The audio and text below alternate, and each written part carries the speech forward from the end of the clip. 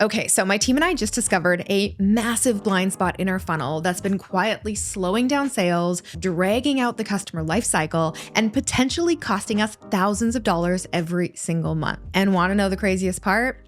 We didn't even realize it was happening. In this video, I will show you exactly how we found it and how you can find gaps in your own funnel too. And if you love marketing insights and lessons like this and want even more marketing wisdom and tips, make sure to subscribe to my channel below. And don't forget to ring that bell to be notified when my next video goes live. I create a new video every single week. So last month, prior to our virtual team retreat, which usually involves a lot of juicy brainstorming and note-taking and strategic analysis of our marketing, my ads manager was tasked with mapping out all of our funnels in a visual flowchart. Now, the goal of this wasn't actually to audit our funnels. We weren't actively trying to find the gaps, although now this is definitely part of our regular marketing review process moving forward. I asked my ads manager to create this funnel flowchart so that everyone on the team could get a bird's eye visual of all the different ways that we bring in leads and then how we convert those leads into customers. Because like most businesses out there, not every single person on my team is involved on the marketing side of things. For example, my customer support team might know what our free and paid offers are, but how they work all together on the back end,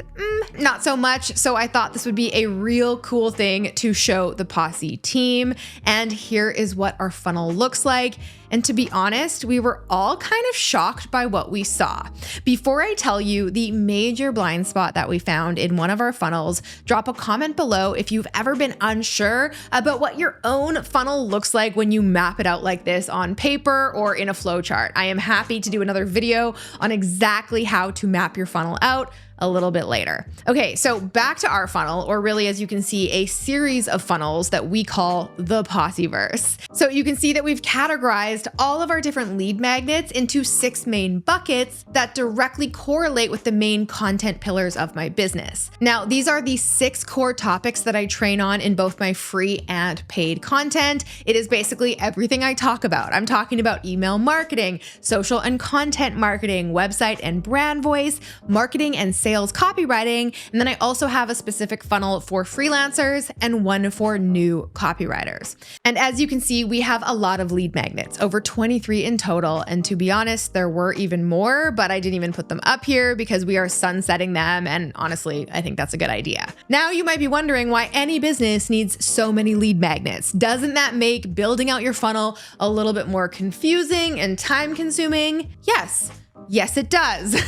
And that is exactly why having your funnel visually mapped out like this can be so useful. And let me make it clear that you do not need this many lead magnets to have an effective funnel. One good relevant lead magnet per offer is plenty as long as you're delivering real value that helps people solve a problem they are currently struggling with. And you have heard me talk about this before. This is key to creating a great lead magnet because it builds trust and it makes your audience more likely to want to learn more from you on any topic. And that brings me to the next part of any funnel, which is turning those new leads that you just wowed with your amazing free content into paying customers. And of course, the best way to do this is to present them with a relevant offer that helps them take what they just learned to the next level or helps them take that next step. So the content inside the lead magnet should be directly related to what they'll learn or get help with in the offer. And this makes the decision to say yes even easier. Now, our goal is to make sure that all of our freebies lead to a relevant easy yes or low ticket offer, which eventually then leads them to one of our higher ticket programs, challenges, or memberships. And you can see that all of our funnels do exactly this. All of these email marketing freebies lead to our low ticket email marketing mini course, which then later leads to a higher ticket offer, my Own the Inbox challenge. And this is how basically all of our funnels look,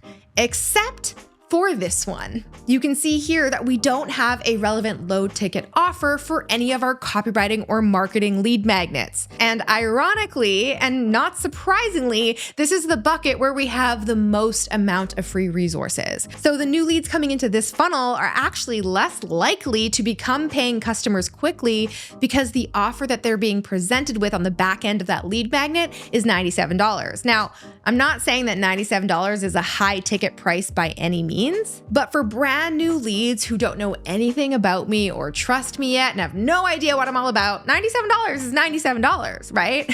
Now, I'm not saying they won't become customers eventually. Of course, they could, and many of them do. But the higher price the offer, the longer it typically takes to turn them into customers. And we want our new lead lifecycle to be as short as possible. Getting a new lead to purchase something, anything from you as soon as possible makes them more likely to purchase from you again and again and again. Of course, as long as you deliver on your promise. So according to this article, offers ranging from $7 to $47 work best for quickly converting new leads. And when you know that our email funnel low ticket sales page converts at 14.33% on a $27 mini course, well, then it's pretty clear we are missing a big conversion opportunity right here. So my team and I now have to figure out what we are going to do to plug this hole in our funnel and solve this problem to convert those leads into customers faster. And you might be wondering, great, why don't you just plug in one of your other low ticket offers right there? And I mean, we have so many that would make sense to think, but just because we want to encourage a shorter buying window doesn't mean that we should just willy-nilly throw an offer up and hope that people buy it if it doesn't make any sense or isn't the natural next step after the thing they just opted in for. In fact, that could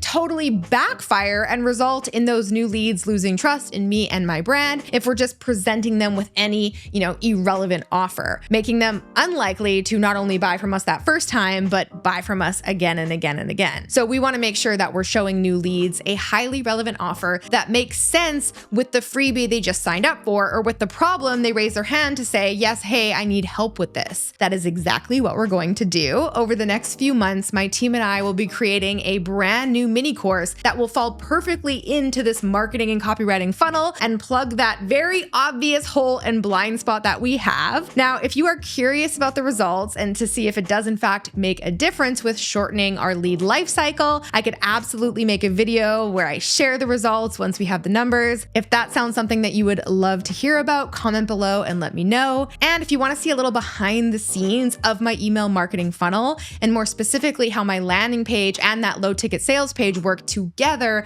to bring in maximum leads and conversions and really shorten that buying window, make sure to check out the next video from me here. And hey, take this video as the little nudge you need to do a visual audit of your funnel. I promise you might be really surprised by what you find. I will see you next week with a brand new video. Thanks for being here. Until then, I'm Alex. Ciao for now. All right, guys, if you enjoyed that video, make sure to check out the next one from me right here.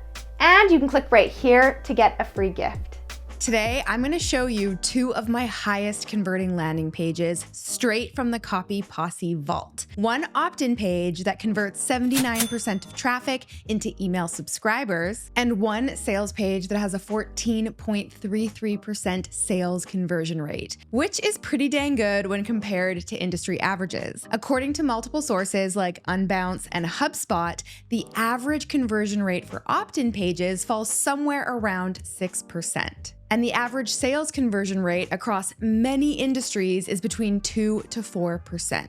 This means that the pages I'm sharing with you today are outperforming the industry average by a long shot. So ready to take a look and break down exactly why they worked so well?